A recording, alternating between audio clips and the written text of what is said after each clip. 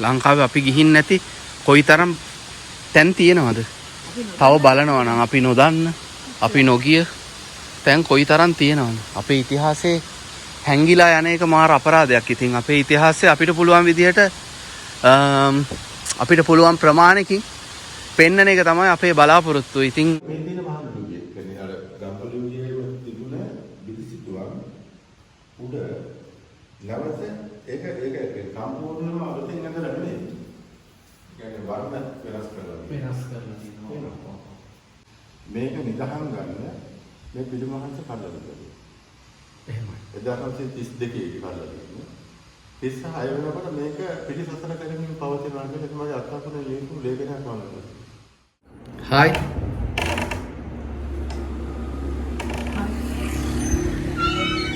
Good morning. අපි ඉන්නේ අද තාම නම් ගම්පොළ. හැබැයි අපි යන්න බලාපොරොත්තුෙන් ඉන්නවාද නුවර වටේම. උතන බලන්න පල්ලෙහා ගන්න පුළුවන් මේ පැත්තට තියෙනවා. අවුල නැහැ. කන්ද මොකද්ද? ගම්පොළ කියන්නේ ඉතින් කොහොමත් කඳුනේ. අපි හිටිය තැන මෙතන තමයි. Motel. Evergreen Motel. Group and family. හොඳ දන ලස්සන දන. ඔව්. රැට මේ පැත්ත මාර ලස්සනයි. මේ හා පැත්ත තමයි ඔක්කොම පේනවා මේ ලයිට්ස් ටිකයි ඊයේ නම් මොකක් කරන ඊයේ වැස්ස නිසා. ආන්න තියෙන අම්බුලුව.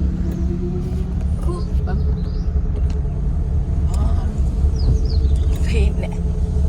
මේ තියෙන ඉස්සර අම්බුලුවාව ළඟම තමයි අපි ඉඳලා තියෙන්නේ. ඔව්. හැබැයි අපි අම්බුලුව බලන්න යන්නේ අද. අම්බුලුවාවට අපි කලින් ගිහින් තියෙනවා. ඒක නිසා අපි අම්බුලුවාව ස්කිප් කරනවා මේ පාර ට්‍රිප් එකේදී. අම්බුලුවාව ස්කිප් කරලා අපි යනවා දැන් කන්න. මොනවා කරන්නත් කලින් ඉස්සෙල්ලාම කාලා කන්න දෙන්න ඕනේ මොනවා කරන්නත් කලින් නැත්තම් මට විතරද? ඔව්. අයියෝ කන්න නැද්ද? මම කනවාට කන්න දෙන්න ඕන නිසා. නැත්තම් ඔයාලට කෑම අවශ්‍ය නැහැ. දැන් එහෙම මට කෑම හදිස්සිම නැහැ. ඇත්තනේ. ඇත්තටම කියන්න දුකයි. අපිට කන්න කඩයක් හම්බුනේ නැහැ.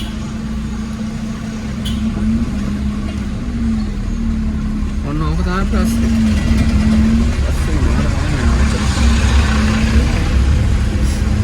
සානේ අපි දුක වෙන්න දෙනවා. ඕ කලබලයි. ඉන්දියාප්පකුත් තියෙනවා. ඒක දාන්න. සුකි.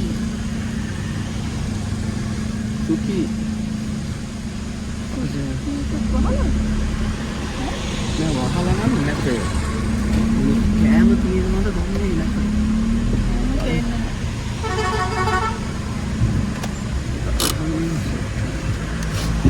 සුකි එකේ කෑම තියෙන්නේ. විශ්වවිද්‍යාල සිසුන් සඳහා 10%ක වට්ටමක් දෙනවා.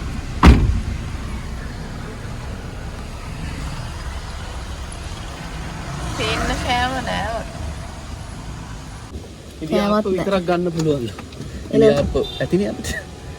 එළවලු මොකුත් නැද්ද? නෑ තියෙනවා. ඉන්දියාප්ප විතරයිල කැමරට තියෙන්නේ. අපි හෙව්වෙත් ඉන්දියාප්ප නේද? යා. පෝස කොහෙද ගියේ?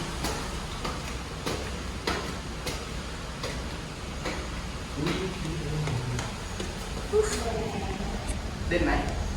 ඔව්. නැහැ.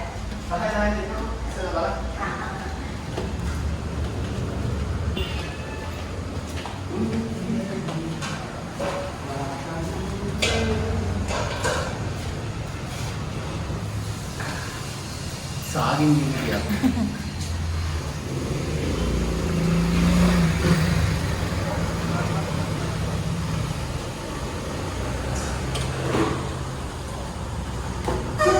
Sama. Kෑම හදනවා. ඔව්. කෑම හදනවා. තියෙන හදිස්සියට ආව ගමන්ම කනවා ඉතින්.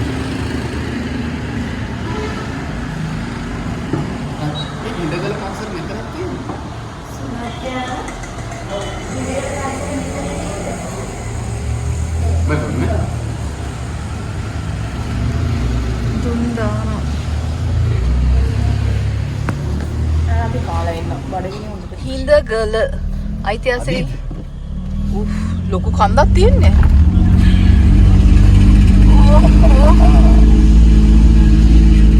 මේ කොල්ලා ඉතින් කඳු ඇත්තේ නැත්නම් වැඩකුත් නැහැ. ඕවා කඳු දාපි ගිහලා තියෙන කඳුවල හැටියට නැද්ද සාමාන්‍ය. මෙවන මොනාද? ඔයාට අම්මා මේ බෝධිය? බෝධිය. ඒක වෙනස්ම බෝධියක්.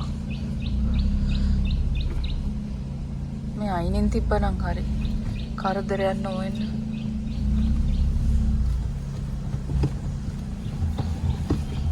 ඔබ සුදු වතින් කාරණක දැනුම් දීම. ඔබ සුදු වතින් සැරසී පැමිණිය යුතුයි. බලන්න පස්සම. හරි ඔලන්න. බෝධිය අතවල වදින්නේ නැහැ නේ. නෑ නෑ. ගහලම දින බෝධිය අතවල. හෝ ඇති. ඒ බෝධියේ ලස්සන බලන්න. ඔව් නේ. සුදු බෝධියක්. සුදු. ඔහොම බෝධියක් මට මතකයි කොහෙද හරි ඊට කලින් තිබ්බා. සෙට් ගලවලා මම. ඔව්.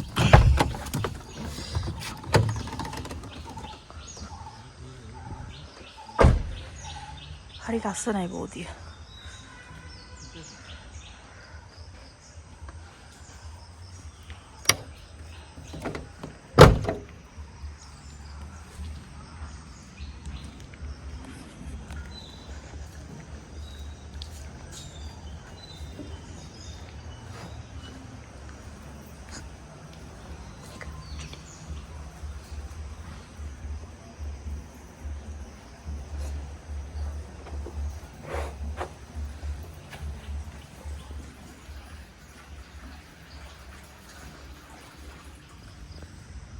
ඒක හරි ලස්සන බෝධියක්.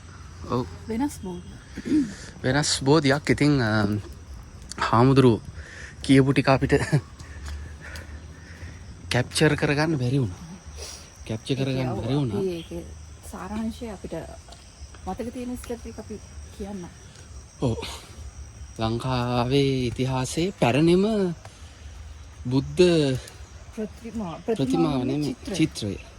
ඒ කියන්නේ බුදුහාමුදුරුවන්ගේ නිරූපණය කරන්න මුල් යුගයේ පාවිච්චි කරලා තියෙන්නේ සුදු නෙළුම් මලක් හරි තව හාමුදුරුවෝ කිව්ව මොකක් හරි කතාවක් ඒ වගේ. එතකොට දැන් හිඳගල තියෙන විහාර සංකීර්ණය තමයි නැත්නම් විහාර ගේ ඇතුලේ තමයිලු ලංකා ඉතිහාසයේ පළවෙනිම බුද්ධ රූපය චිත්‍රයක නගලා තියෙනවා.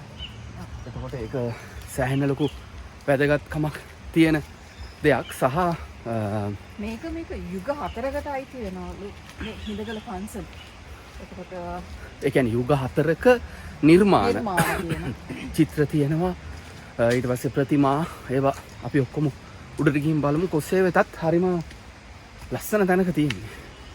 නුවරට ආවොත් නුවරේ ඉඳලා බොහොම පොඩි දුරකින් තමයි හිඳගල රජමහා විහාරය තියෙන්නේ. ඉතින් හිඳගලට ඇවිල්ලා යන්න අමතක කරන්න එපානේ. අනිවාර්යයෙන්. මේ ෂා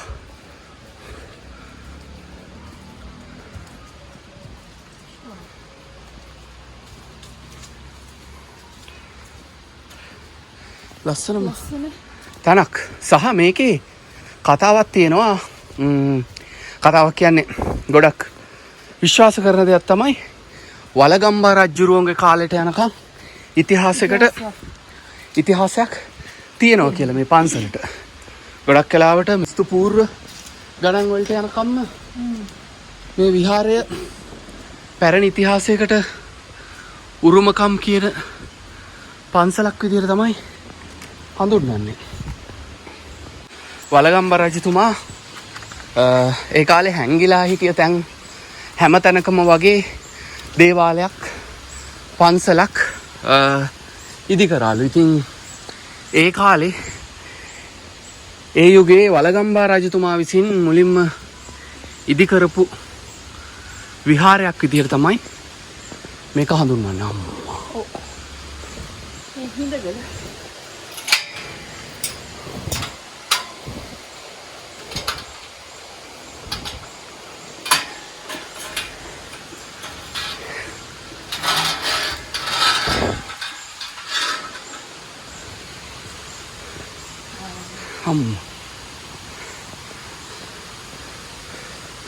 දෙතිස්ඵල බෝධීන් වහන්සේ නමක් විදිහට තමයි මෙන්න මේ බෝධීන් වහන්සේ හඳුන්වන්නේ. ශාමේ. ජාපනීය අක්ෂර. ඔව්. යම් බලන්න ඇතුළටත්. ශාමේ. ඉතින් හිඳගල අම්මා මේ චිත්‍ර බලන්නකෝ. සෑහෙන්න වටින තැනක්. වව්.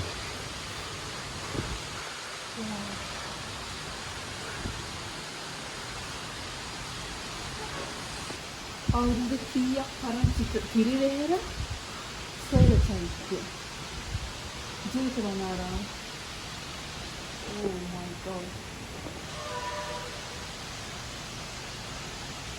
මේ චිත්‍ර හරි වටින කතාවක් තියෙනවා නේ මේ චිත්‍රවල. ඔව්. මේක එතකොටම මේවා මැටිනේ. මැටි. ඒ කියන්නේ අර ගල් පර්වතය අල්ලලා පිටින් මැටි වලින් බැඳලා බිත්තියක් බැඳලා හදලා තියෙන්නේ.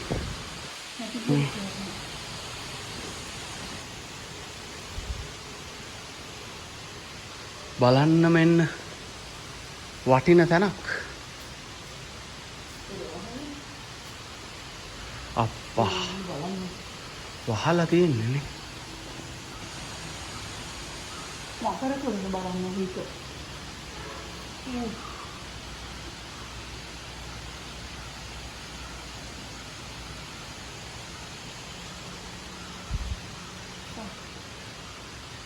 ඒ හාමුදුරුවන්ගෙන් බැරි වෙයිද දන්නේ නැහැ. මේවා මං හිතන්නේ ආහාර කාලාම උත්තකරාම පුත්ත කොණ්ඩඤ්ඤ වර්තිය අසෝක මහා. මේ අසෝක මහණන්ට ධර්ම දේශනා කරන චිත්‍රය.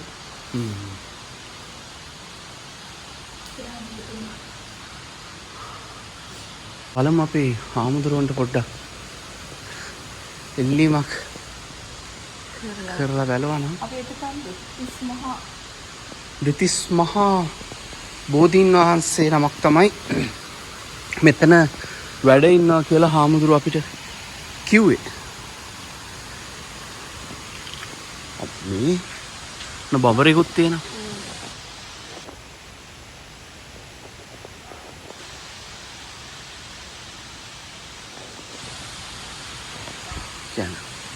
ලංකාවේ අපි ගිහින් නැති කොයිතරම් දැවැන්ත ඉතිහාසයක්දනේ. ලංකාවේ අපි ගිහින් නැති කොයිතරම් තැන් තියෙනවද? තව බලනවා නම් අපි නොදන්න, අපි නොගිය තැන් කොයිතරම් තියෙනවද? අපේ ඉතිහාසයේ හැංගිලා යන එක මාර අපරාධයක්. ඉතින් අපේ ඉතිහාසය අපිට පුළුවන් විදිහට අපිට පුළුවන් ප්‍රමාණයකින් පෙන්වන එක තමයි අපේ බලාපොරොත්තුව. ඉතින් මේ අපේ ඉතිහාසයේ බලන්න ඕන, දකින්න ඕන තැන්. හරණයි සිංහල උඩුනේ තියෙන්නේ. ඔව්නේ.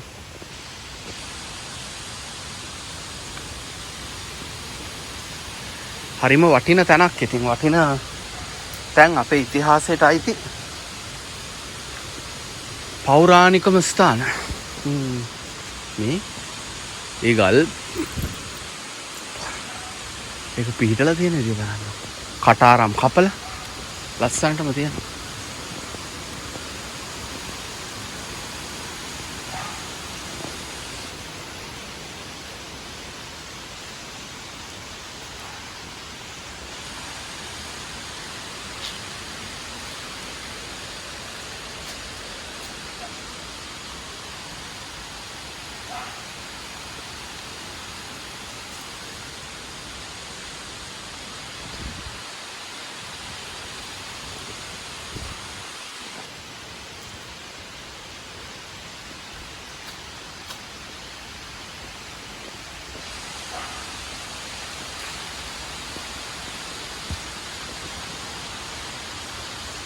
ඒ වලගම්බා සමයට අයිති මතකද ඔයාලට අපි බලන්නේ කිය අර රැස්වෙහෙරෙත්. ඒ බෝධීන් වහන්සේ තියෙන්නේ ඒ කියන්නේ උඩ මේ වගේ නිකන් පොඩි එකක් දෙතිස් මහා හරි අෂ්ටඵල හරි එකක්. බෝධීන් වහන්සේලා. ඉතින් මේකත් ඉස්සර හඳුන්වලා තියෙනනේ ඉන්ද්‍රසාර විහාරය නම් මේක හඳුන්වලා තියෙන ඉස්සර. මේ තියෙන්නේ මං හිතන්නේ අනුරාධපුර යුගයේ චිත්‍ර. මුල්ම යුගයේ. මුල්ම යුගයේ වව. දෙන්නේ. ඒ විනාශ වෙගෙන යන්නේ. ඔව් ඒ ලේයර් එක දැන් ගොඩක් දුරට හරි. මම කියවල තියෙන මේකේ මේ කටාරම් කොටපු කෑල්ලක් හැදිලා ගිහිල්ලා ඒ චිත්‍ර මේ එතනින් වතුර ඇවිල්ලා වහිනකොට හිම ගහලා අවුවට මේ වෙලා චිත්‍ර සෑහෙන ප්‍රමාණයක් විනාශ වෙලා තියෙනවා. ඒලා තියෙන බොහොම සුළු ප්‍රමාණයක්. ඔව් අර උඩ කටාරම එහෙම ඇවිල්ලා මෙතනදී මොනහරි සිදුවීමක් වෙලා තියෙනවා. පස්සේ තමයි අර දැන් මෑත කාලීනව කපපු කටාරමක් කියලා හොඳට තේරෙනවා අර මේකත් එක්ක ගත්තාම. කට්ටිය ගමේ කට්ටියයි ඒක කියලා මේකට කටාරමක් කොටලා තියෙනවා. මොකද මේ චිත්‍ර ආරක්ෂා කරගන්න ඕන නිසා. ඔව් ඒ කියන්නේ මේ තියෙන්නේ මං හිතන්නේ පැරණිම යුගයේ පැරණිම චිත්‍ර. ඉතින් මේක ඇතුලේ ලේන ඇතුලේ බලන්න තියෙනවා වටිනවා. යන් අපි හාමුදුරුවන්ගෙන් අහිංසක ඉල්ලීමක් කරලා බලමු. කෙසේ හෝ අපි දෙන්න නහයෙන් අඬලා හාමුදුරුවන්ව කැමති කරගත්තා අපිට මේකේ විස්තරේ පෙන්වන්න කියලා. මෙහි ඉඳලා තමයි කෙලිම රාජකීය පෙරහර කියන දළදා වහන්සේ මාලිගාවට වඩම්මලා දැන්පත් වෙනවා. ඒ කියන්නේ දළදා මාලිගාවට වඩම්මන්න කලින් අවසානට තිබ්බ තැන තමයි මෙතන ඒක තමයි ඉන්ද්‍රසාර ගුහාව. ඔව්. ඉන්ද්‍රසාර විහාරය කියලාත් කියලා තියෙනවනේ එතකොට. දැන් කීවක හොඳයි දුව. තේරෙනවද? මෙතන තියෙනවා සෙල්ලිපිය. සෙල්ලිපිය. ඔව්. ඒ සෙල්ලිපිය කඩලා විනාශ කරලා තියෙනවා. ඒ සෙල්ලිපිය සඳහන් වෙලා තියෙනවා. ඒ කියන්නේ අකුරු කීපයක් තියෙනවා. තේරෙනවද?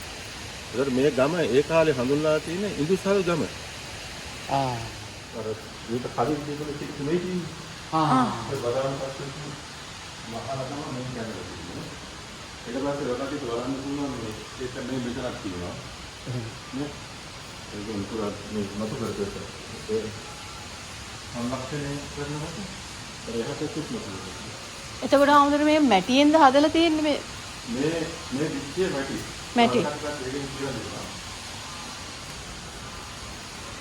හිඳගල ලෙන් විහාරය. ලෙන් විහාරය. මේක ලෙන් විහාරය නෙමෙයි. මේක හිඳගල ගුහා විහාරය. හරි. දැන් තේරෙනවද? එතකොට දැන් අර මමාර කියවනේ දැන් මේ බලන්න මෙතන තියෙන ප්‍රසිත භවන කියනවා.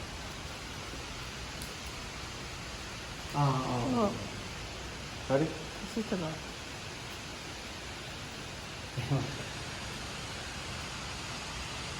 එතකොට ලෙන් විහාරයක් කියලා කියන්නේ ගල් කුහරය ඇතුළ අඩලා අයින් කරලා ඒක ඇතුලේ නිර්මාණය වීම තමයි අපි කියන්නේ ලෙන් විහාරය. එතන එතනින් පස්සේ එනවා ගෘහ විහාර කියලා.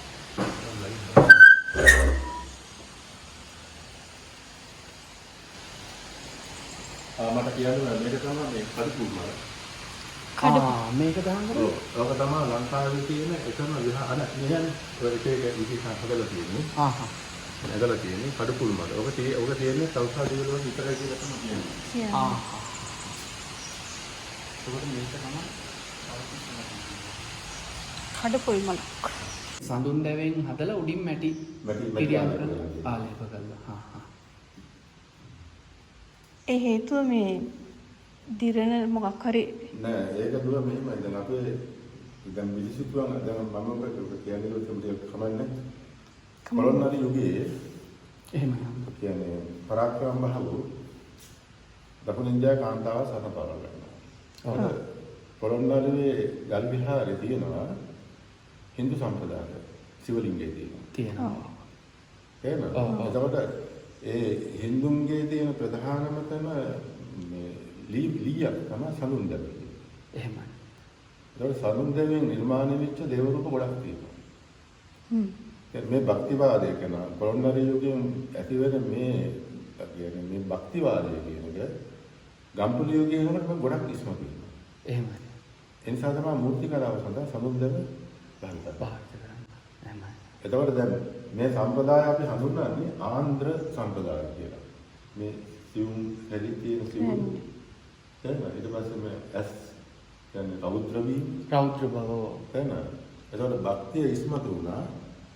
ඒ කියන්නේ අර ආධ්‍යාත්මය නැති වුණා.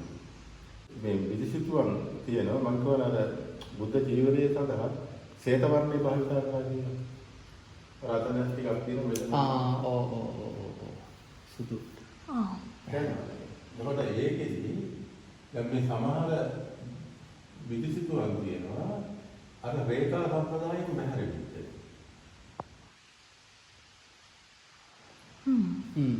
දැන් වෙනවා. ඔව්.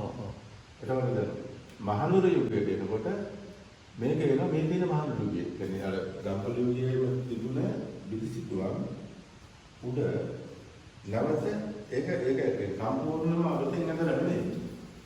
කියන්නේ වර්ණ වෙනස් කරලා තියෙනවා.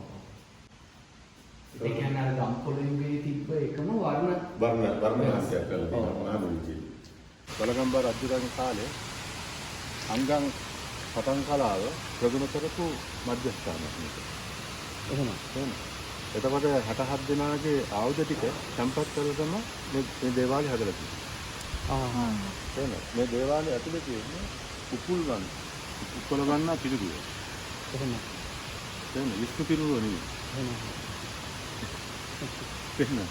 එතකොට සම්බුද්ධ ශාසනය බාර දෙන්නේ කාටද?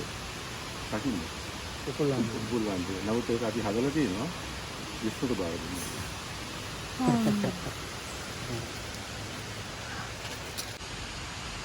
ඇත්තටම හරි වටිනවා ඒ හාමුදුර කරපු විස්තරය. නොදන්න දේවල් ගොඩාක් ඉගෙන ගත්තා. පාරම වටිනවා. එතන මේ මකර තොරණට තියෙන්නේ තවුස්තිස්සා දෙව්ලොව. ඉතින් මෙතන තවුස්තිස්සා දෙව්ලොවේ තමයි කඩපුල් මල තියනවා කියන්නේ. මේ මෙතන කඩපුල් මල සිතුවම් කරලා තියෙනවා.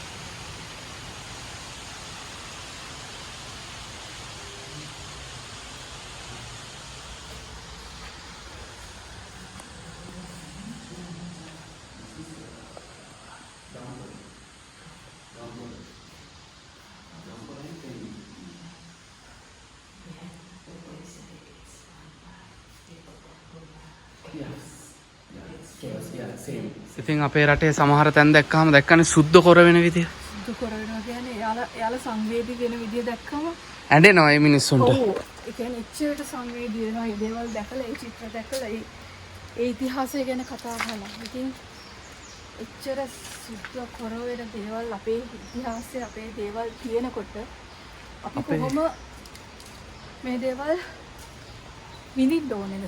අපිට කොච්චර මේවා දැනෙන්න ඕනේද කියලා දැනෙන්න ඕනේද? හිතලා බලන්න. ඉතින් එහෙනම් ඔන්න කවුරු හරි නුවර පැත්තට આવොත් අනිවාර්යයෙන්ම මේ හිඳගල පන්සලටත් නැත්නම් හිඳගල රජමහා විහාරයටත් ඇවිල්ලා යන්න අමතක කරන්න එපා.